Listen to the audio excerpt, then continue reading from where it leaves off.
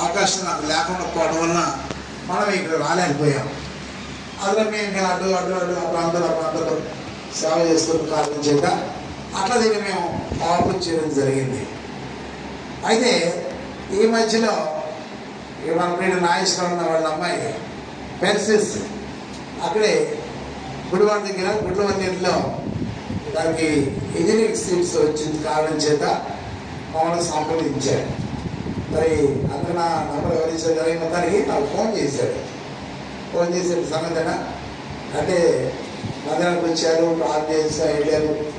Join అయిన తర్వాత వాళ్ళు అక్కడే మందిరానికి సమీపంలోనే ఇల్లు చూసుకొని అప్పుడు ఆయన అక్కడ పంచుకున్నాడు అన్నమాట. మాటలు అనగానే నాకు కొంచెం ప్రాణం లేచి వచ్చింది. అప్పుడు కాసేపు మేము మాట్లాడుకొని అక్కడ మేము కూడా పరిచయం ప్రారంభించాలనుకుంటున్నాము అని విషయాలు చెప్పుకున్నప్పుడు అలా దేవుడు అన్నను మాకు అట్లా కలిపాడు. కొంచెం ఒకరు పంచుకోవడం, సలహాలు తీసుకోవడం ద్వారా దేవుడు తన కార్యం జరిగించి ఇలా మీరందరూ కూడా బయటికి రావడానికి, సొసైటీ పక్షంగా నిలబడి భక్సి గారి కొరికి నిలబడడానికి మీ అందరూ కూడా దేవుడు మంచి ప్రేరణ ఇచ్చాడు, మంచి మనసు ఇచ్చాడు. దాన్ని బట్టి మేము అక్కడ ప్రభుని స్తుతిస్తూ వచ్చాము. కనుక ఆ కారణాన మరి పోయినసారి ఇక్కడ ఇదే రోజున పోయిన సంవత్సరం మా ప్రభుని ఆహ్వానిస్తే మాకు వీబీఎస్ జరుగుతుంది. ఆ టైంలో ఆ వీబీఎస్ కారణం చేత మేము రాలేకపోయాము. తర్వాత ఎప్పటి నుంచి వాళ్ళు వచ్చి పరిచర్య జరిగిస్తూ వచ్చారు. ఏది ఏమైనా మరొకసారి మిమ్మల్ని అందరం చూడడానికి, మీతో కలుసుకోవడానికి, మీ మధ్యలో కాసేపు పరిచయం చేయడానికి దేవుడు మాకు ఇచ్చినటువంటి తన కృపను బట్టి దేవుడికి స్తోత్రాలు చెల్లిస్తున్నాను. అయితే నేను ప్రార్థన చేస్తాను. పోయిన వారం అలా చెప్పాడు, ఇక్కడ 4 తారీఖు రావాల్సి వస్తుందనంటే సరే అప్పటి నుంచి ప్రార్థన చేస్తున్నాడు. దేవుడి వాక్యం ఇచ్చాడు. ఇది అపొస్తలుల కార్యములు 9వ అధ్యాయము 31వ వచనం. చూడండి, చదవండి ఎవరన్నా ఒకళ్ళు. కావున యూదయ, గలిలయ, సమరయ దేశముల యందంతటా సంఘము క్షేమాభివృద్ధి నొందొచ్చు సమాధానం కలిగి ఉండెను. మరియు ప్రభునందు భయమును పరిశుద్ధాత్మ ఆదరణయు కలిగి నడుచుకొనొచ్చు విస్తరించుచుండెను అని మనం చూస్తాం. కానీ ఇందులో 4 విషయాలు రాశారు. ప్రాముఖ్యమైన విషయాలు 4 ఉన్నాయి. ఏంటంటాడు, యూదయ, సమరయ, గలిలయ ప్రాంతములలో సంఘము క్షేమాభివృద్ధి పొందొచ్చు అన్నాడు. క్షేమాభివృద్ధిని గురించి ఆలోచిస్తే ఒక మాట నాకు కనబడింది. మూల భాషలో దానికి ఏమని రాశాడు, సంఘము కట్టబడుచు అని రాశాడు. సంఘము కట్టబడుచు అనేటువంటి మాట మనకు కనిపిస్తూ ఉంటుంది. అనగా క్షేమాభివృద్ధి ఎట్లా వస్తుందంటే సంఘం కట్టబడినప్పుడు వస్తుంది. సంఘం కట్టబడడం అంటే ఏంటి? ప్రభువు యేసుక్రీస్తు వారు ఇందాక మనం ఆరాధన వర్తమానంలో చూసినట్లుగా ప్రకటన 5వ అధ్యాయం 9-10 వచనంలో రాయబడింది కదా. ఏమని? నీవు నీ రక్తం ఇచ్చి ప్రతి వంశంలోను, ఆయా భాషలు మాట్లాడే వారిలోను, ప్రతి ప్రజలను, ప్రతి జనములోను దేవుని కొరకు మనుషులను కొని అన్నది చాలు. ఆ కొని దగ్గర ఆపండి. అంటే ప్రపంచంలో ఉన్న ప్రతి కులములో నుండి, మతంలో నుండి, జాతిలో నుండి, జనాంగంలో నుండి దేవుడు ప్రభుని యేసుక్రీస్తు వారిని లోకానికి పంపించిన తర్వాత ఆయన తన రక్తం ఇచ్చి వీరందరినీ లేక నిన్ను మనందరినీ కొన్నాడు. ఈ కొన్నటువంటి సమూహానికి సంగమం అని పేరు పెట్టబడింది. అది ఎక్కడుంది? అపొస్తలుల కార్యములు 20వ అధ్యాయం 28వ వచనం. అపొస్తలుల కార్యములు 20వ అధ్యాయం 20వ వచనం. తన స్వరం నుంచి సంపాదించిన సంఘము కొని అన్నాడు. 2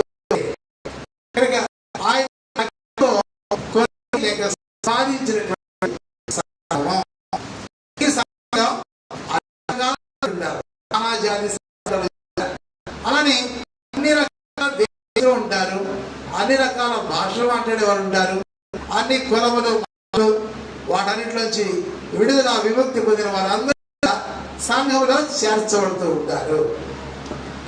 ఈ సంఘంలో చేర్చబడిన దానికి వీరందరికీ కూడా దేవుడు ప్రామాణికంగా 4 విషయాలు చెప్పాడు. మనం ఏమని? వీరందరూ అపోస్తల బోధలో, తర్వాత సహవాసంలో, 3వది వెంట విరుచుటలో, 4వది ప్రార్థనలో.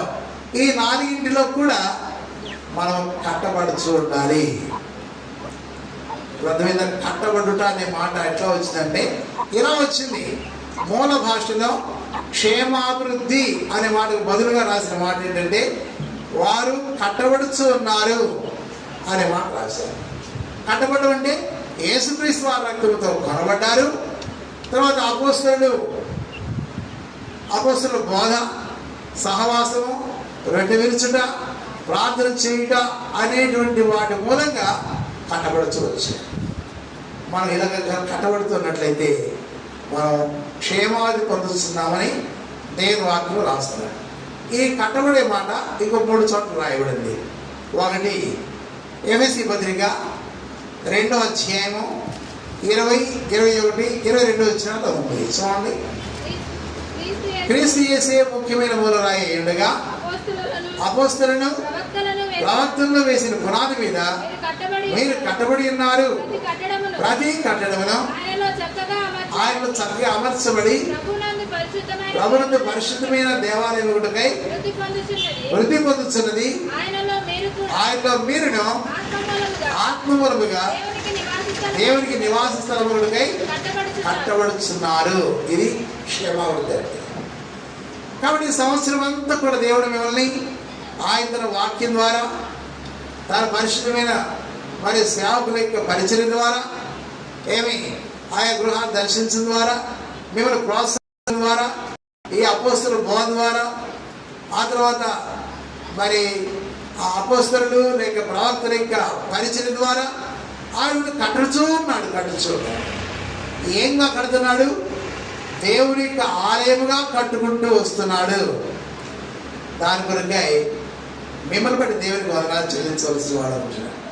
వాడు ఇంకా ఆ రీతిగా మీరు కట్టబడకపోతూ ఉన్నట్లయితే ఎప్పుడైనా కానీ మీ జీవితాలు మీరు కట్టుకోండి.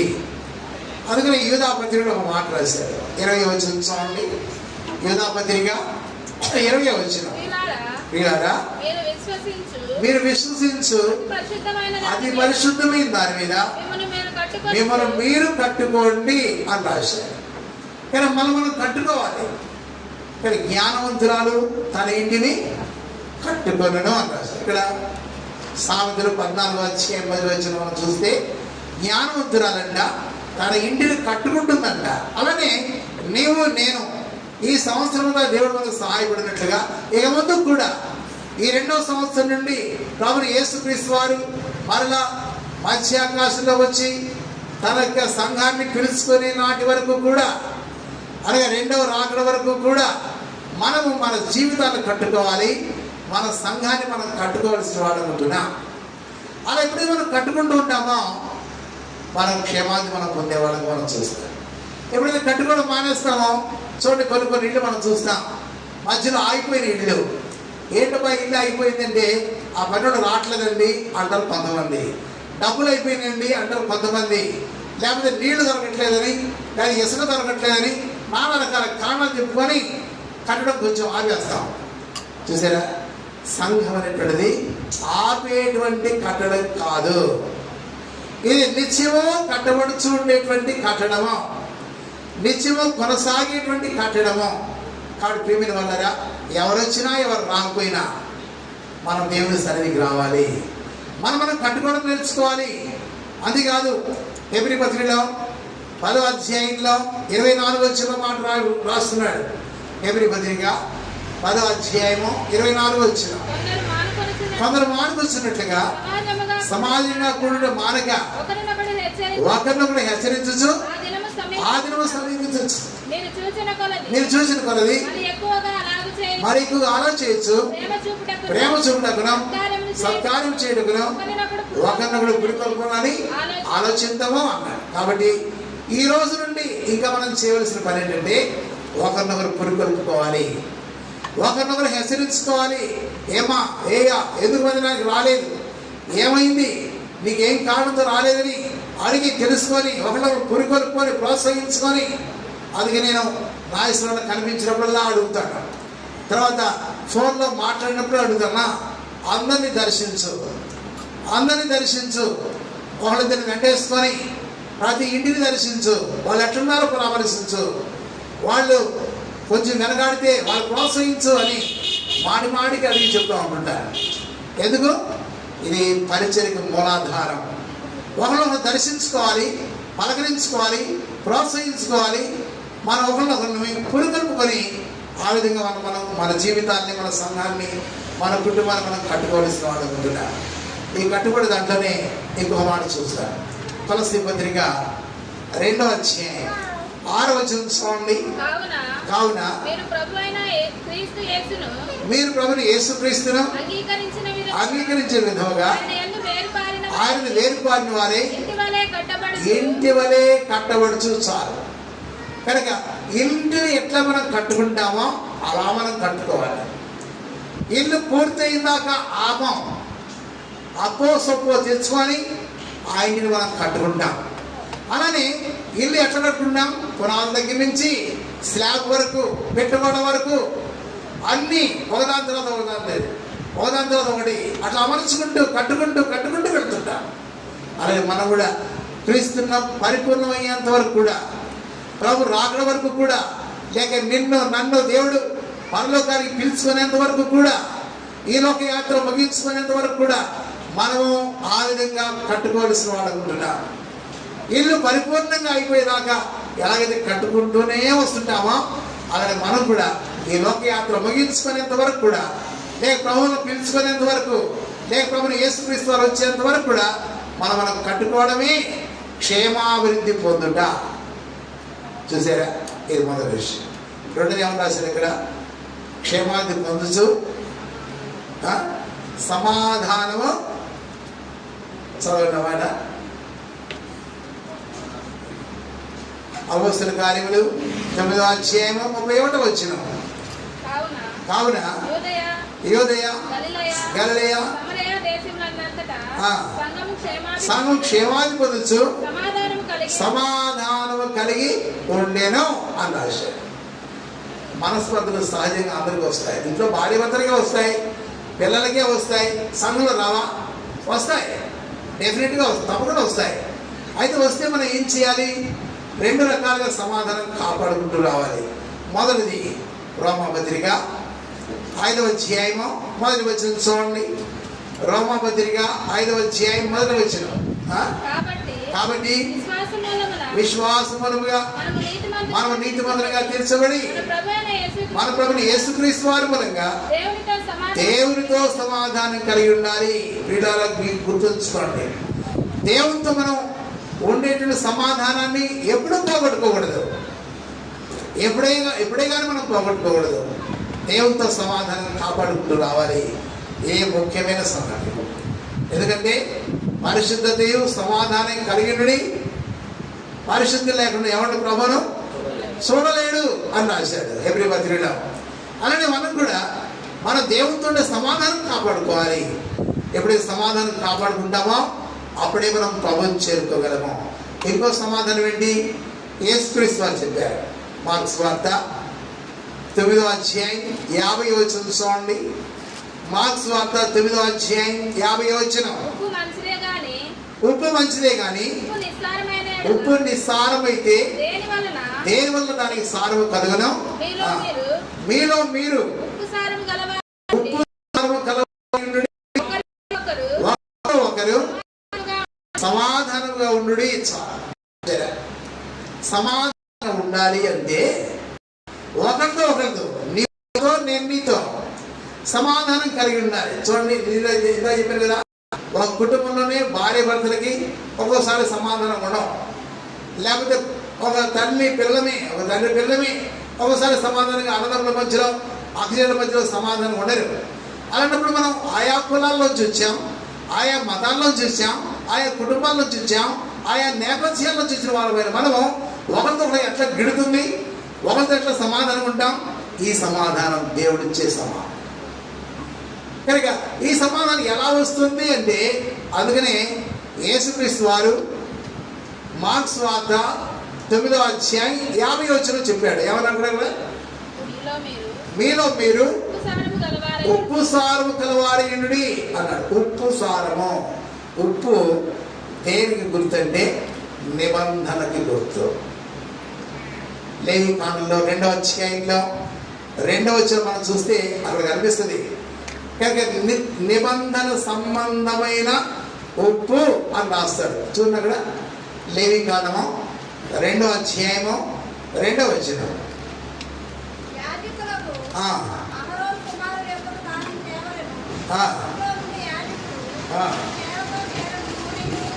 నూనెయు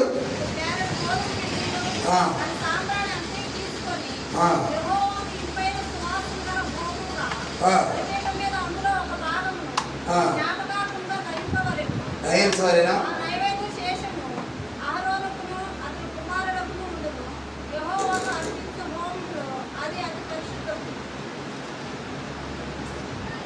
లేవి కాండము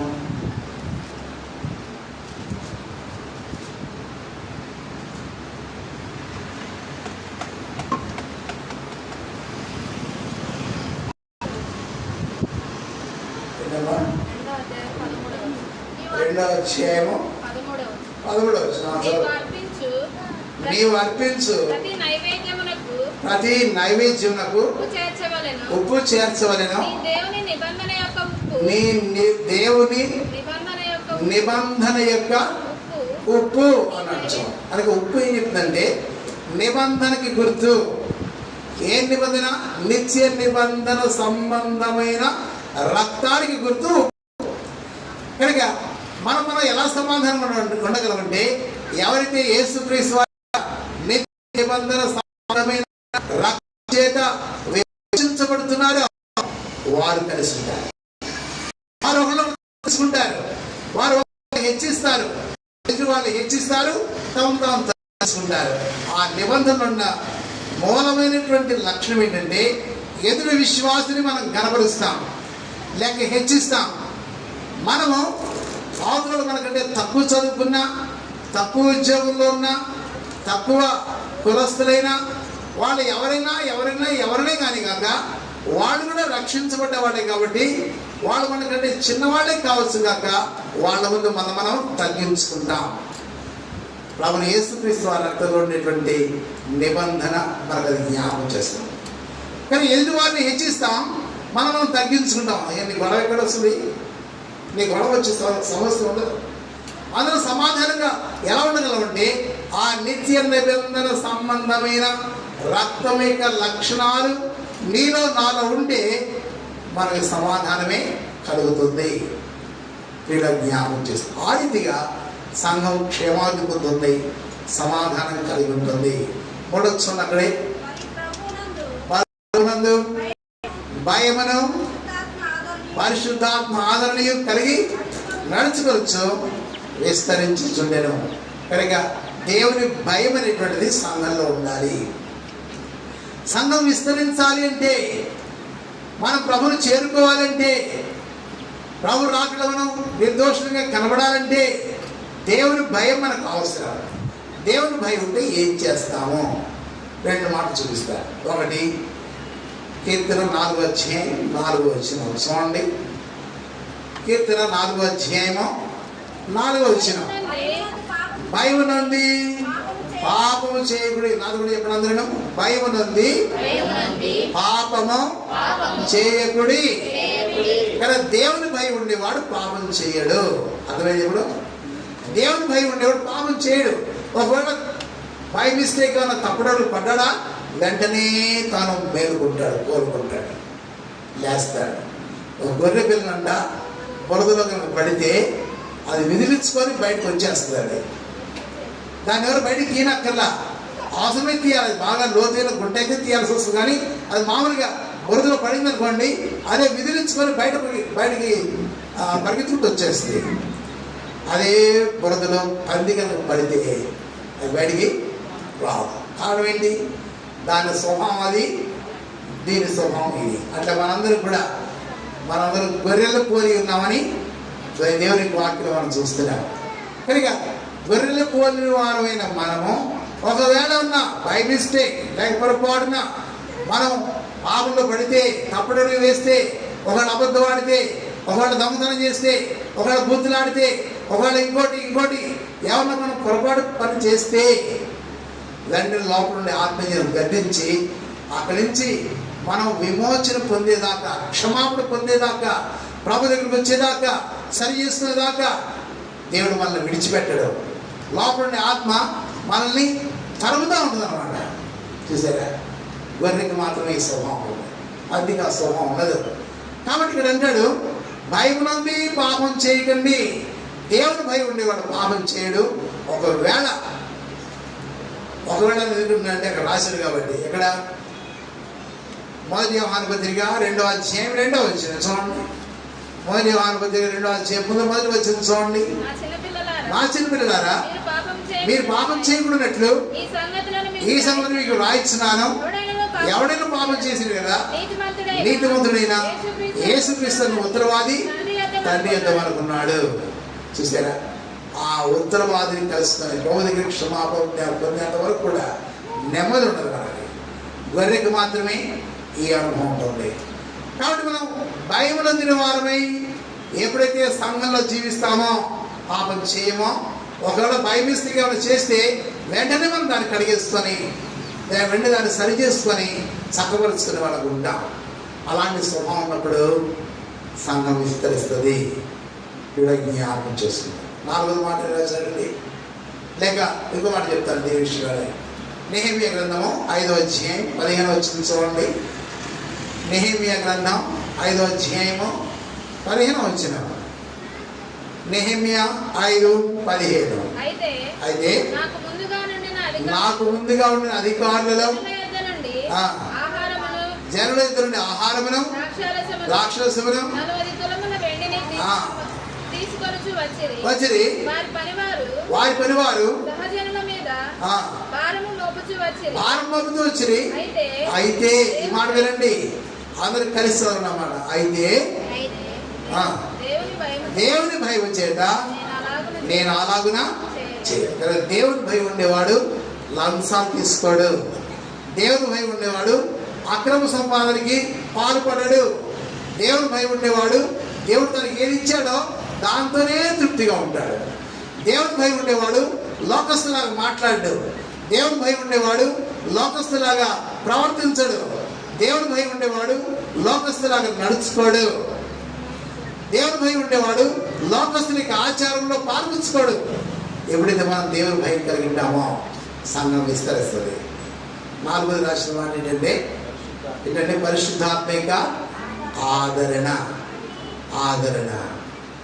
కనుక ఆదరణ ఎక్కడి నుంచి వస్తుందంటే దీనికి కూడా 2 మాటలు చూపిస్తారు. చూడండి, అక్కడి నుంచి వస్తుందా. యెషయా గ్రంథం 66వ అధ్యాయము 13వ వచనం చూడండి. యెషయా 66:13. ఒకరి తల్లి వారిని ఆదరించినట్లు నేను మిమ్మల్ని ఆదరించదను, యెరూషలేములోని మీరు ఆదరించబడతారు అని చెప్పాడు. యెరూషలేము అంటే సంఘం, సియోను అనగా సంఘమే, యెరూషలేము అనగా సంఘమే. కానీ సంఘంలోనే ఆదరణ ఉంటుంది. ఒకరినొకరు పలకరించుకుంటాం, మంచి చెడ్డ విచారించుకుంటాం, ఒకరి భారణ పంచుకుంటాం. ఇలాంటి ఆదరణ సంఘంలో మనం చూడగలం. ఇక్కడ జ్ఞాపకం చేసుకోవాలి. ఇంకెట్లా వస్తుంది ఆదరణ? తెస్సలోనికీయులకు రాసిన మొదటి పత్రిక 4వ అధ్యాయము 17వ వచనం చివరి మాట, లేక 18వ వచనం చూడండి. 18వ వచనం. కాబట్టి మీరు ఈ మాటల చేత ఒకరినొకరు ఆదరించుకొని. అక్కడ ఈ మాటలు అంటే దేవుని వాక్యము మనల్ని ఆదరిస్తుంది. చూసారా, వాక్యం ఆదరిస్తుంది, సంఘం ఆదరిస్తుంది, పరిశుద్ధాత్మ ఆదరిస్తాడు. చూడండి, ఇలాగా ఆదరణ అనేటువంటి మనిషికి కలుగుతుంది. ఇంకో మాట చూపిస్తాడు. కొరింథీయులకు రాసిన 2వ పత్రిక 1వ అధ్యాయము 3-4 వచనాలు చూడండి. కనికరము చూపు తండ్రి సమస్తమైన ఆదరణను అనుగ్రహించు దేవుడు మన ప్రభుని యేసుక్రీస్తు మూలంగా దేవుడు మమ్మల్ని ఏ ఆదరణతో ఆదరిస్తున్నాడో ఆ ఆదరణతో ఎట్టి శ్రమలో ఉన్న వారిని నేను ఆదరించడానికి శక్తి గల వారు అన్నట్లు ఆయన మా శ్రమ అంతటిలో మమ్మల్ని ఆదరిస్తున్నాడు. కనుక దేవుడు ఆదరిస్తాడు, వాక్యం ఆదరిస్తుంది. ప్రభుని యేసు 5వ వచనం చూస్తే యేసుక్రీస్తు వారు ఆదరిస్తాడు. కనుక యేసుక్రీస్తు వారు ఆదరిస్తాడు, తండ్రి దేవుడు ఆదరిస్తాడు, పరిశుద్ధాత్మ ఆదరిస్తాడు. చూసారండి, సంఘంలో ఒకరి ద్వారా ఒకరు ఆదరణ. కనుక ఎప్పుడైతే ఈ ఆదరణ మనం చూస్తామో అప్పుడే సంఘం విస్తరిస్తుంది. జ్ఞాపకం చేస్తున్నాం. విస్తరించుట అది 2 మాటలు కదా. ఒకటి పైకి ఎదుగుతూ ఉండడం కూడా విస్తరించడమే, తర్వాత పక్కకి వ్యాపించడం కూడా విస్తరించడమే. కానీ యెరూషలేములో ప్రారంభించబడిన సంగమం యూదయలో విస్తరించింది, సమరయలో విస్తరించింది, గలిలయలో విస్తరించింది. ఇక అపోస్తలుల కార్యం 1వ అధ్యాయం 8వ వచనం చూస్తే లోకమంతా విస్తరించింది. చూసారా? ఇలా ఎందుకు ఎట్లా అనగా అటు పైకి ఎదుగుతుంది, తర్వాత స్థలంలో కూడా విస్తరిస్తూ ఉంది. ఈరోజు ఇక్కడ సంఘం, రేపు ఇంకో చోట సంఘం, ఈ సంఘానికి ఇంకా కొన్ని బ్రాంచీలు, ఆ బ్రాంచ్ నుండి ఇంకా అనేక మంది రక్షించబడ్డాం. ఇలాగా ప్రపంచ వ్యాప్తంగా సంఘం విస్తరిస్తుంది. ఈనాడు భక్సింగ్ గారు ప్రారంభించినటువంటి ఆ సంఘం 1941లో ప్రారంభించిన ఆ సంఘము ఈనాడు దాదాపు 20,000 సంఘాలకు పైగా విస్తరించింది ప్రపంచ వ్యాప్తంగా. కారణం ఏంటి? ఒకరి ద్వారా ఒకరు పురికొల్పుకోవడం, ఒకరి ద్వారా ఆదరణ, ఒకరికి ఆదరణ, ఒకరి ద్వారా ఒకరికి దేవుని భయం, ఇలాంటివన్నీ ఒకరి ద్వారా ఒకరికి విస్తరించడం ద్వారా సంఘము ఎదుగుతూ ఉంది, విస్తరిస్తూ ఉంది. ఇంకొక మాట చూపిస్తే ముగిస్తాను. యెషయా గ్రంథము 37వ అధ్యాయం.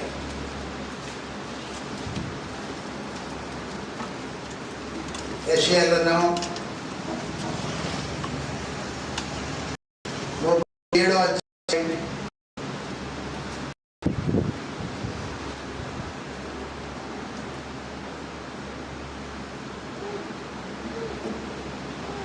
యెషయా గ్రంథము 37వ అధ్యాయం 31వ వచనం చూడండి.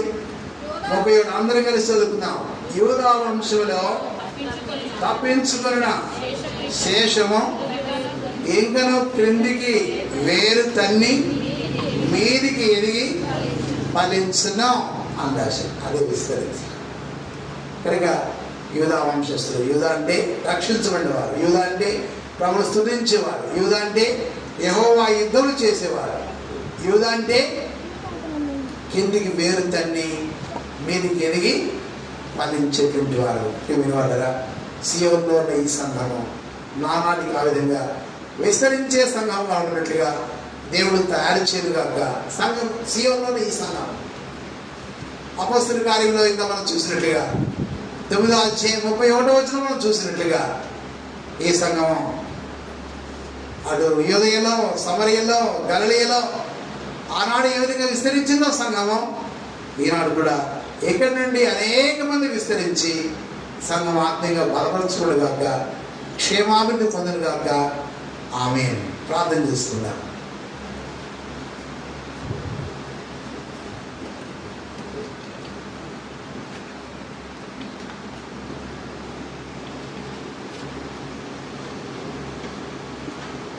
నాయసరాలో వచ్చి కొంచెం ప్రార్థన చదువుతారు. ప్రార్థన చేసుకుందాం. తర్వాత ప్రేమాస్వరూపుడైన మా తండ్రి, దయగలిగిన మా నాయన, కృప కలిగిన మా ప్రభువ, సర్వాధికారమైన దేవ, నీ వందనములు, స్తుతులు, స్తోత్రములు నాయన. యేసుక్రీస్తు వారి నామములో పాపులము, అయోగ్యులము, అపాత్రమైన మమ్మల్ని మీ రక్తంతో కొని మీకు సాక్షులుగా, మీ బిడ్డలుగా, మీ సొత్తుగా చేసిన మీ ప్రేమను బట్టి స్తుతిస్తూ ఈ మధ్యాహ్న కాల సమయంలో మీ స్వరయ్య రక్తం ద్వారా సంపాదించిన సరళమైన సియోను బట్టి స్తుతిస్తున్నామయ్యా. గత సంవత్సర కాలం అంతా సియోను పక్షంగా నీకు విస్తరింపచేస్తూ సియోను మీరు కోరుకుని సియోను పక్షంగా మీరు చేస్తూ వచ్చిన మేలన్నిటిని బట్టి స్తుతిస్తున్నాం. అంతేకాదు ప్రభా, సియోనులో చేర్చబడిన శేషము కిందకు వేరుదని పైకి ఎదిగి ఫలించినట్టుగా మీరు పంపరిస్తూ వచ్చినందుకు వందనాలు. ప్రత్యేకించి ప్రభా, ఈ సియోను మేము కోరుకున్నది, ఈ సియోను సమరయ, గలిలయ, యోదయ అంతటా ప్రభా ఈ మహిమార్థమై ప్రభా విస్తరించినట్లు కృప చూపించండి. విస్తరించట్లో నీ అందరి భయము, క్షేమాభివృద్ధి, ఆదరణ సమస్తమును సంపాదించుకోట్లో కృప చూపించేయ. ప్రత్యేకించి ప్రభా, మీరు ఈ సియోను కోరుకున్న దేవుడుగా, సియోను నివాసస్థలముగా మీరు ఉంచుకున్న మీ మహోన్నతమైన ప్రేమను బట్టి స్తుతిస్తూ ఈ దాసునిలో పెట్టుకొని మీరు మాట్లాడిన మీ లేఖన సత్యాలన్నిటి కొరకు ఏమీ పొందనాలు చెల్లిస్తూ సియోనులో చేరిన ప్రతి వ్యక్తి సియోను అనుభవం కలిగిన వారై మీ అందరి భయం, మీ అందరి ఆదరణ, మీ అందరి క్షేమాభివృద్ధిని, మీ అందరి కృపను విస్తరింపచేయమని ప్రార్థిస్తున్నాను. కుటుంబాలను సేవించడానికి సంవత్సర కాలం అంతా కృప చూపుతూ వచ్చిన ప్రత్యేకించి దాసు నన్ను కనికరిస్తూ తన కుటుంబం సేవించుకో తను ఆయన మీ సన్నిధిలో ప్రయాసపడకపోవచ్చు. తనతో కూడా ఉన్నవారు, బాధ్యత కలిగిన వారు, సాటి సహోదరులు, అలాగే అక్కలందరూ సియోను కొరకు చేర్చున్న ఈ పరిచర్యలు మీరు మర్చిపోకుండా న్యాయస్తున్న దేవుడు కాదని నెహెమ్యా దినాల్లో కలిగిన భయం సియోను ప్రతి వారు కలిగినట్లో వారికి నేర్పించాయి.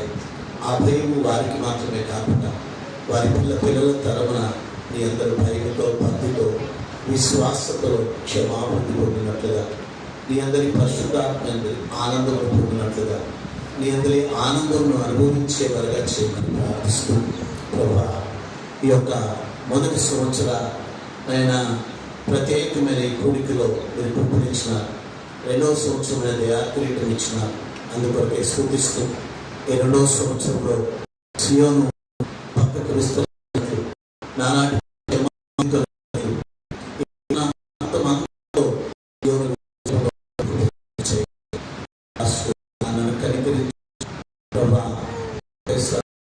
ఈ పరిచర్య విస్తరించట్లో